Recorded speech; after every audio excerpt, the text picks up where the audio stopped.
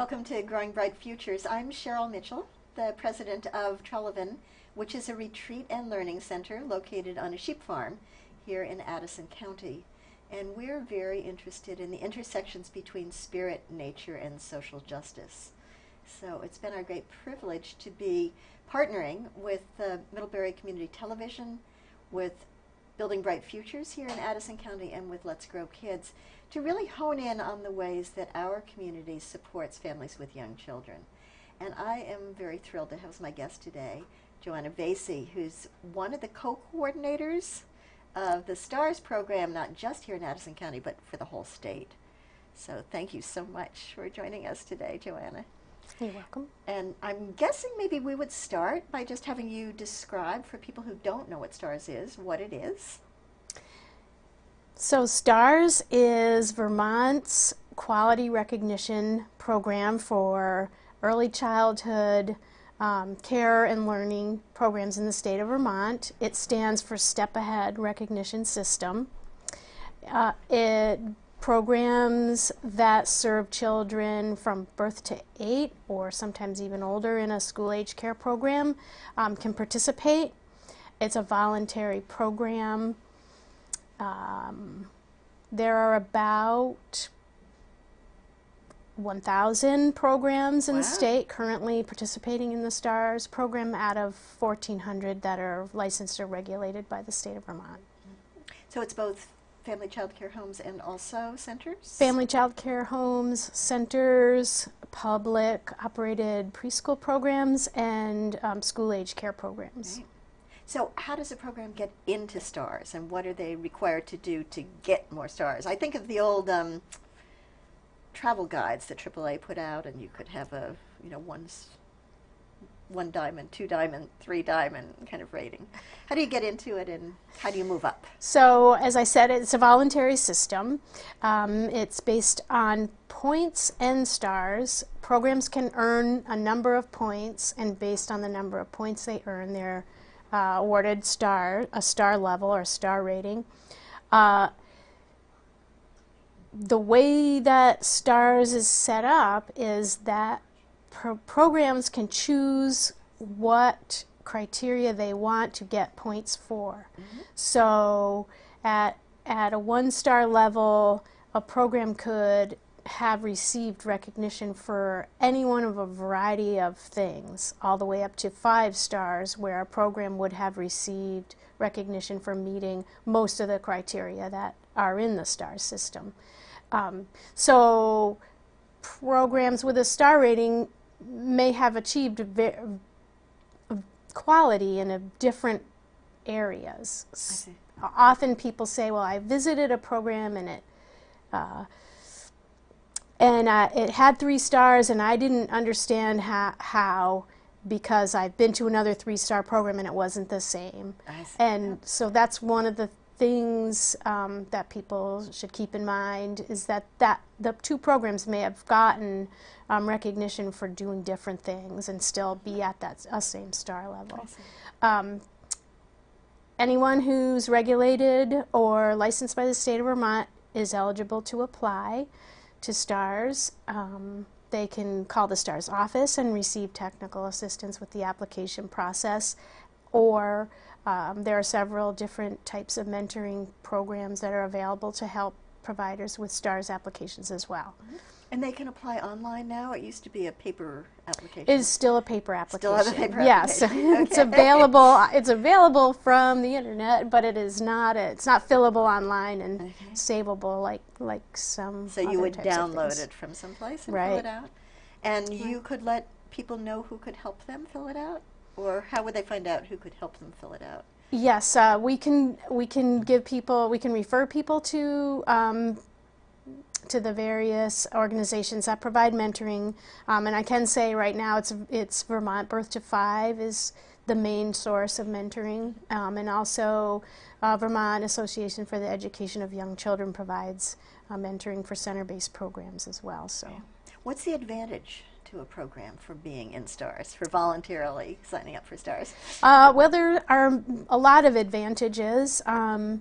One is that a star rating is tied to the rate of reimbursement for childcare, the childcare financial assistance program, or most people know it as subsidy. So if a program has 1 star, the reimbursement rate for families is a percentage higher than the base rate, which would be for programs without any stars, and then it goes all the way up. Programs who participate in stars receive incentives from the state of Vermont. There's a one-time bonus for each star level achieved, and also a quality maintenance payment that programs can receive for maintaining a star level, and also another separate payment for participating in the child and adult care food program. So those are the financial benefits. Also, there are many I'm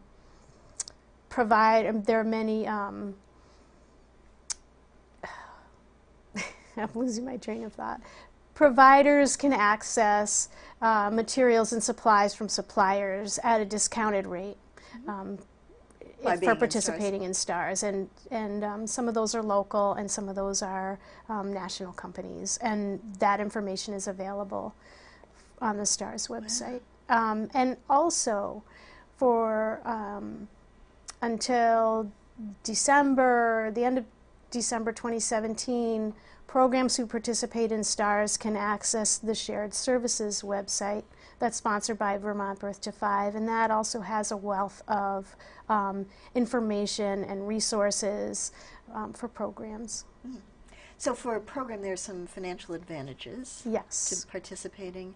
It sounds like they would get some mentoring, and that might help with professional development or quality improvement for their program? Yes, mentoring, and most of the mentoring programs don't have to be in STARS already. The mentoring can assist a program in getting in STARS. And one of the other things that's particularly that I like about the STARS system is that a program can start wherever they're at. It could be someone who's just starting out, they just opened their doors, they have 1 or 2 children in their program and as a home provider, and they want to learn and grow in the profession. And the STARS application, the STARS system provides a framework and a structure for planning professional development and for moving forward in the program and to increase in quality. So that's another advantage to doing it. And there are things like the Act 166 says the programs, to get pre-qualified, programs need to be at a certain star level, as well as having a licensed teacher. Are there other things besides Act 166 that use stars as sort of a criteria for participation? There have been some training of Teaching Strategies Gold trainings and a few other things that I can think of. There may be some other initiatives. There's one called Strengthening Families, and I believe that programs participating in the Strengthening Families Hub and Spoke models that are happening in different places in the state. Programs may not have to be in STARS to join, but they have to increase in STARS over the course of the time participating in those programs. And those are the only other things I can think of that it's a requirement to be in STARS. Well, there are some, that's not true actually, some grant opportunities require programs to be participating in STARS at a certain star level. It's usually 3, 4, or 5 stars. So what about for parents? I mean, I know this is not the Michelin guide to quality childcare, but what are the advantages to parents for looking at STARS? Or what are the other things that parents should be looking at when they're selecting childcare? Well, as I said earlier, the STARS is an indicator that a program is working on being of high quality. And it can look very different from program to program because programs are all individual. They all have chosen where they think their strengths are, and that's where they've achieved points in STARS already if they haven't gotten all the way to 5 stars. And also, every program has a different philosophy. It has different individual personalities of the staff members who work there. So it's a good idea for families when looking for a program to visit the program and get to know some things about it, to know whether it's a good fit for their family and their child or not.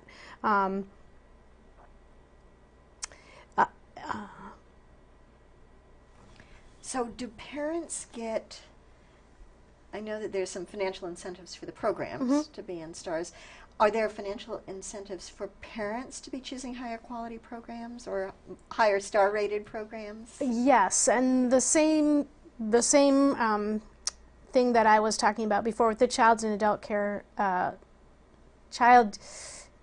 financial assistance program is the subsidy reimbursement rate is higher for higher star programs. So that's a benefit directly for families, because if they need to make a copay for their financial assistance, the copay will be less. The copay will be because less. The reimbursement rate that the state pays the program for that family or child's tuition will be higher.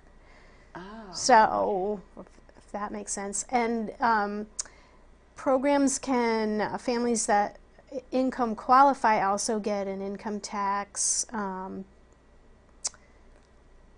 benefit for if their child care program is a 3, 4, and 5-star program. That's the Dependable Care Assistance Tax Credit? Yes, it's a tax credit. Okay. Yeah.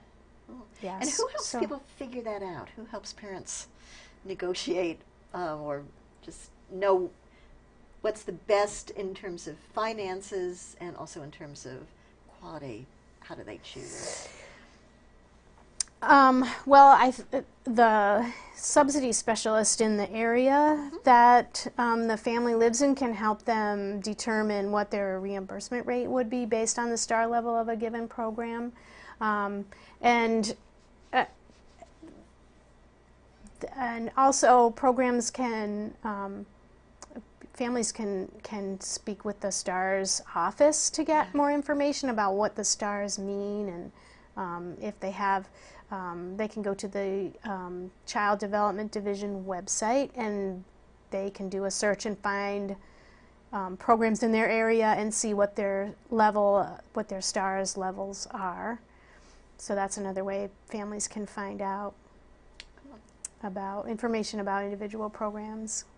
So let's move a little bit from the administrative stuff to you as somebody who's been in the early childhood field for a long time. You've been a classroom teacher, you've been a program director, you've done so many things. Can you just talk about how you got involved in this world? Well, it was very interesting. After being a classroom teacher for about 25 years, I decided that it was time for me to broaden my horizons and try getting involved in some other aspects of the world of early care and learning in the state of Vermont. And I then became a program director. And while you were a classroom teacher at Mary Johnson. At Mary were Johnson. You someplace before that, or you've always no, were I at was Mary Johnson for several other places Okay. before that. Both in Vermont and in Massachusetts, where I grew up and came from. As a program director, I became aware of the STARS program. That's when you were at... I was at Otter Otter Creek Creek? Child Center. Yeah. Yep. And so I found it was intriguing to me. And as a program director, I discovered I was very interested in how systems in the early childhood world work across the state, and wanted to know more and get more engaged in the systems on a broader level than I was able to do as a director of a child care program. So I happened to be visiting in the office at Mary Johnson one day and hearing a conversation that they were looking for a STARS coordinator, and had gone through one round of applications and hadn't found the right candidates yet. So I went back to my office and sent them my resume. So serendipity. that was, so that's how I wound up doing the job. Nice. And you've shared this position now with 2 people. Can Yes. you talk about what it's like to be sharing it? It's one of the things I like best about the job, and I've been very fortunate to be sharing with wonderful people, so that always helps. We have, our offices are in the same room, our desks are facing each other, so we have lots of opportunity to discuss things that we're not certain about, and to be thoughtful when we're coming up with ways to describe policies and how to handle uncomfortable situations that might arise and things like that. And it's very nice to have that kind of close collegial support from another person. I've been liking that quite a bit. So I'm a little bit curious, because one of the things I remember most about you, it came up in a conversation recently, that the month of the young child is going to be highlighting children's artwork and documentation of children's growth all over Addison County. And I remember you as sort of the lead figure when you were still a classroom teacher in setting up art shows, an art show that both had the children's artwork but also documented what they were learning. And I'm wondering how you've been able to stay engaged as you've moved into more and more administrative positions with that real focus on what it is that's so exciting about how children learn and grow and develop. Something you can comment on? Well, the way that I've been able to stay engaged with it is to be able to see how different programs at different levels deal with that type of engagement of observing children and seeing where their interests lie, and providing them with means to express whatever their interests are, and to then respect it and to use it to further their investigations by documenting. And that is a piece that programs can use as part of a STARS application, and it's very so it's very gratifying to see that it does happen all over the place, and people have different ways of doing so, but so that's really mostly seeing how other people do it has really been how I've been able to keep engaged. Do you see a fair number of applications where that's what the program is choosing to sort of highlight in their STARS application, that they're responsive to children's investigations? You are seeing that. Seeing a fair number, and mainly it's programs that are trying to get to the higher STAR levels, because that's more, it requires, I think, more time to develop those documentations to send to us, and more time to develop staff who feel comfortable and who are competent in doing that type of work, and to develop structures within the program where people have time to reflect and look at children's work and look at their observations and see where the information from that can take them. So but it's been very gratifying to see how much of that there is, and I have to say sometimes we copy things and put it in a little special folder. That's great, so you can say to other programs, with the permission of the program, can we share this? If someone asks us how to document how we plan our curriculum, we can give examples, for example, something that. So the kinds of areas that people are choosing to focus on are, it sounds like it's curriculum, it might be environment, it might be their teaching staff. What are the other things that STARS might ask you to? So there's 5 arenas of STARS. The first is compliance history, so that's sort of the basic, do they comply with regulations, and if they've been out of compliance, do they then correct that and get back in compliance over time. The second one is staff qualifications, and that is all about the educational level of the staff people, how long they've worked in the field, how much annual training they receive, and what type of plan they have for their professional development, and do they tie their trainings into their plan. So And then how the program connects families with resources in the community, and also how the program itself is connected with resources in the community. That's a whole arena, and that to me is that you're one of the people who always says, a really high quality program is just a part of what it is that makes life work. Right, it's true. For kids and families. It's true, and program practices is then what we were talking about with curriculum, and that is, how does the program take a look at itself and see where it needs to improve, and how does a program observe children and determine what it is that children need from the program, and how do they use that information in that way for curriculum planning and possibly other things.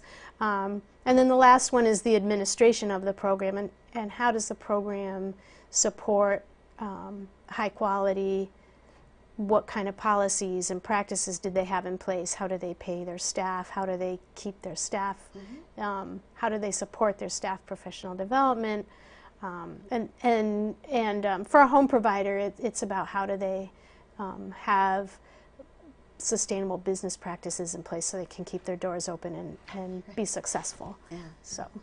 And now, will you do a site visit to every program that applies? Is this a self-reported assessment of your program, or is somebody going to come and knock on your door and say, yeah, you did that, you did that? It is self-reported.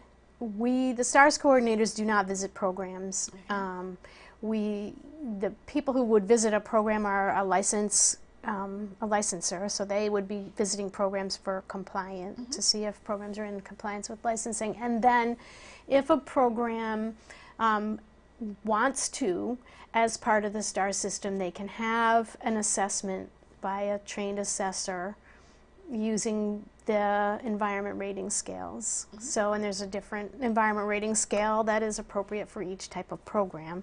And when a program chooses to do that, they're fairly confident that they have a pretty high quality program before they go through that process. But then they get a score, and they get a written feedback, and and that really looks at the environment rating scale, really looks at what's available for children in the classroom, how the teachers and children interact, what are the health and safety precautions and procedures that are in place to support that for children, and those types of things. Does the program have to pay for that, or? There is a cost, but the state of Vermont pays it. So it the is state pays. It does not have to be assumed by the program. One of the other things that I so much admired about you as a teacher, and I'm curious about what your feelings are, was that you, I think you might have ripped out the playground at Mary Johnson. You were very interested in natural environments for children. Oh, yes, at Otter Creek. At Otter Creek, okay. At Otter Creek, sorry. And because of Treleven and our interest in the relationship between spirit and nature and children's growth and development, I'm curious how you've seen that world, sort of children and nature and families, emerging over the years. Well, it's interesting. It's like a lot of other things. I see kind of a growing sort of a divide, that a lot of programs want to improve their outdoor space for children, but they have different ways of going about it. And some go about it by looking in catalogs and getting expensive climbing equipment, manufactured climbing equipment and things like that, and then some go the other way and try to look at how to create a natural playscape or how to engage children in the natural world in some other way, not necessarily in the playground of the program, depending on where they are and what their options, what their different options are. But there's definitely a sense, I think, from a lot of programs, especially those that are well connected in their community, that part of who we are as Vermonters is we're really connected with the natural world. And when a program's really aware of their place in the community, and as Vermonters, they tend to be go more toward wanting to be connected with nature. So is that something that you encourage your program to? You probably can't do that, can you? Receive applications. I'd like to, but I can't. Okay. Maybe you're saving the little portfolios.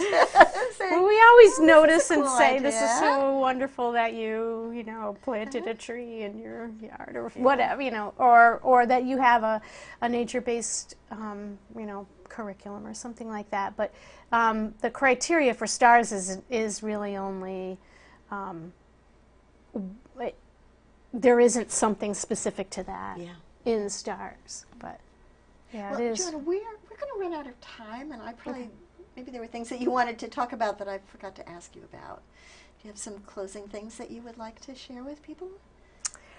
Yes, I would. One of the things that I would like to say, and we touched on it a little bit, is when people are choosing a childcare or educational program for their children, it's really important to use the STAR rating in the way that it was meant, but to also know about the program itself, because every program is different, and really understand if the program's going to be a good fit. Take some time to find out what the program is like, what is their philosophy, who are the people who work there, how do they get along, or not maybe necessarily get along, but what does the program want to know about your family so that they can serve you? Are they asking those kinds of questions? Those are things that I think help families really choose the best program that's a good fit for their child and for them. And also, as much as I have seen, since I have been working in the STARS office, a growth in the program and more programs participating and wanting to not just participate in the STARS program, but to use it as a framework and to increase their STAR level, and as they're doing that, increase the practices and policies in the program that support healthy growth and development for children. There are so many other pieces besides the STARS program and besides early care and learning that are really important for supporting children and families. And so whenever, I think whenever people think about it and they have an opportunity to possibly vote for something that would be in support of families and communities and any kind of thing like that, it would be. I think it's really important for people to know that, to use a cliche, it takes a village, it takes a state, it takes for children and families to thrive, and STARS is a part of that. Great. Well, thank you so much for coming on the show welcome. today, and I'm so glad that you've made the decision to move, not move so much, but to take all the experience that you've had working with children and families and really start implementing it across these larger systems way of doing things. So thank you again for being on the show. I have one last question. Are you still dancing? Yes. Okay, so just for those of you that don't know, Johanna is an incredible dancer. I didn't realize it, and I saw her one time in Holly Hall, and I was just, whoa. If you have a chance, go check her out. Yeah, it's fun. Yeah. Thank you. You're welcome. So thank you all for watching the show today. And before we close, I really want to thank Dana Anderson, who's our producer. Dana's the coordinator of the Addison County Building Bright Futures Council, and also Kurt Broderson, who does both Ilse Library and Community Television, and is a wonderful resource here in our community. If you have a nonprofit that you would like to get the word out to the public, just call him and tell him what you're thinking about, and they'll help you make it possible.